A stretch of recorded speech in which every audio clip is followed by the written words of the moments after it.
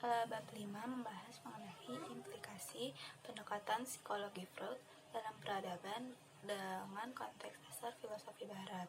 Menurut Freud, peradaban itu bermula dari pembatasan insting primer seperti pembatasan seksualitas yang berguna untuk memperluas relasi, juga pembatasan insting merusak yang berujung kepada moralitas sosial. Nah, ketika kombinasi dari dua hal ini menopang kehidupan kelompok yang semakin besar, insting untuk mati kalah oleh insting untuk hidup karena adanya pemanfaatan sosial. Tetapi seiring dengan perkembangan peradaban, sublimasinya meningkat sehingga eros melemah dan kehancuran juga mulai meningkat. Dominasi dan kekuatan juga menimbulkan ketidakpuasan dalam hidup. Selain itu ada juga prinsip-prinsip surgawi yang sangat kuat dan menghambat eros karena orang-orang yang berorientasi surga tidak menganggap kematian sebagai hal yang salah. Lalu ada juga orang-orang yang tidak bisa memenuhi kebutuhan sehingga mereka ingin mengakhiri hidup. Ini menunjukkan kalau kemajuan justru mengandung kemunduran, yaitu semakin melemahnya eros. Nah, di titik inilah metapsikologi Freud bertemu dengan filsafat barat yang mainstream. Selanjutnya ada pembahasan mengenai ego. Jadi manusia itu memiliki ego. Dan menurut Freud, ego itu didefinisikan sebagai sesuatu yang agresif dan ofensif. Pemikiran dan tindakan dari ego didesain untuk menguasai suatu objek. Intinya ada suatu subjek yang menaklukkan suatu objek. Nah, penaklukan semacam ini sebenarnya setelah terjadi dalam individu dari hal yang terkecil seperti ketika manusia lapar, ia akan menaklukkan perutnya dengan makan. Nah, dari hal kecil ini manusia mulai menguasai hal yang lebih besar seperti alam. Kemudian bisa ditarik juga pernyataan bahwa dunia adalah simbol agresi, tindakan adalah dominasi, dan realita adalah kegigihan. Logos dikaitkan dengan gagasan memerintah, mengklasifikasi, dan menguasai akal. Nah, gagasan ini menjadi bertentangan dengan adab dan keinginan yang sifatnya itu reseptif, bukannya produktif. Logos itu berfokus pada pemenuhan kesenangan. Manusia itu selalu menciptakan alasannya sendiri untuk mengeksploitasi alam. Dan disinilah logos menjadi tidak masuk akal. Logos menjadi simbol dominasi yang mementingkan tanda dan simbol. Nah, ketika tanda dan simbol itu menjadi sangat penting, hukum pemikiran menjadi teknik perhitungan dan manipulasi. Namun, logika dominasi juga bukannya tidak memiliki masalah. Jalannya tidak selancar itu. Meski ada hubungan antagonis di antara subjek dan objek, keduanya juga melakukan rekonsiliasi dengan menggunakan ide being in and for itself. Hal ini berujung kepada nous theos, yaitu keberadaannya tidak lagi didefinisikan dengan apapun selain hal itu sendiri dalam segala kondisi dan situasi. Masa lalu, masa sekarang, dan masa depan terikat dalam satu lingkaran.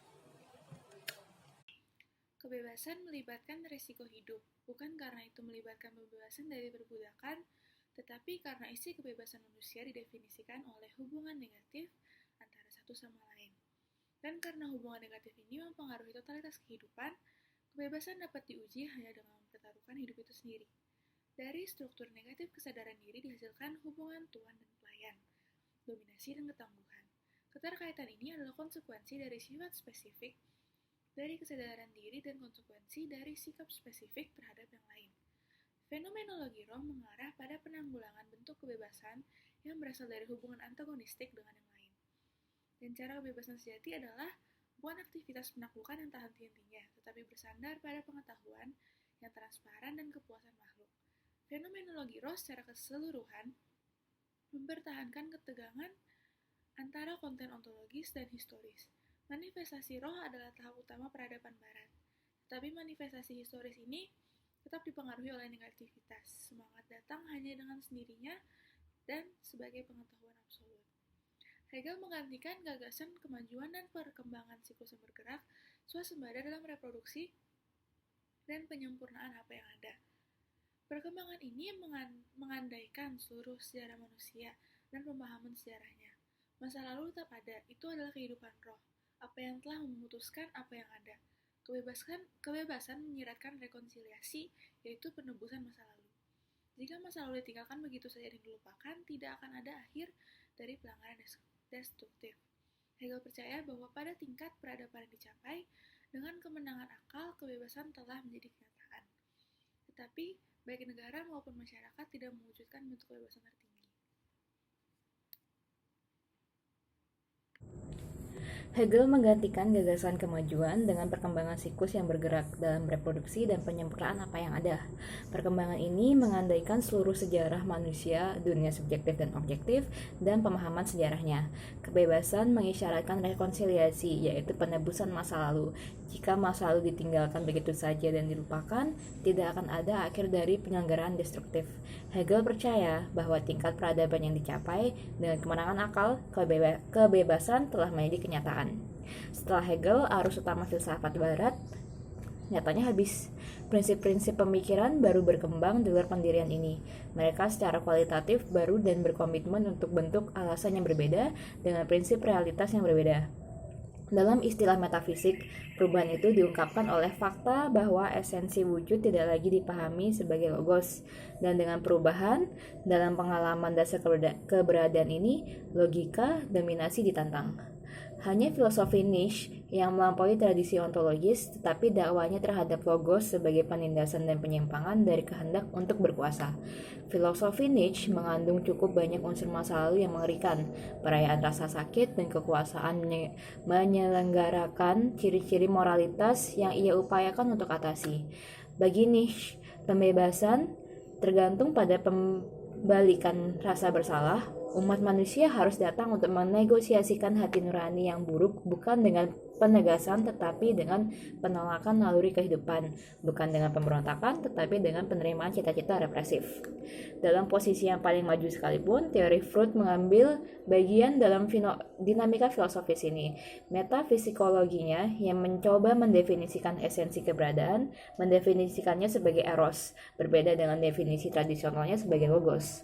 Naluri kematian menegaskan prinsip ketidakberadaan terhadap eros atau prinsip keberadaan. Yang pasti, konsep Freud tentang eros hanya mengacu pada kehidupan organik. Berada di dasarnya merupakan perjuangan untuk kesenangan. Perjuangan ini menjadi tujuan dalam keberadaan manusia, yaitu dorongan erotis untuk menggabungkan zat hidup menjadi unit yang lebih besar dan lebih tahan lama adalah sumber insting peradaban. Naluri seks adalah naluri kehidupan, dorongan untuk melestarikan dan memperkaya kehidupan dengan menguasai alam sesuai dengan kebutuhan vital yang berkembang pada awalnya merupakan dorongan erotis. Interpretasi Freud tentang keberadaan dalam istilah eros menangkap kembali tahap awal filsafat Plato yang menganggap budaya bukan sebagai sublimasi yang represif tetapi sebagai pengembangan dari bebas eros. Eros sedang diserap ke dalam logos dan logos adalah alasan yang menunjukkan naluri. Sejarah masih harus ditulis, tetapi halnya sejarah transformasi eros di agape. Teori Freud sendiri mengikuti tren umum dalam karyanya Rasionalitas, Prinsip Realitas Dominasi menganggap spekulasi metafisik eros.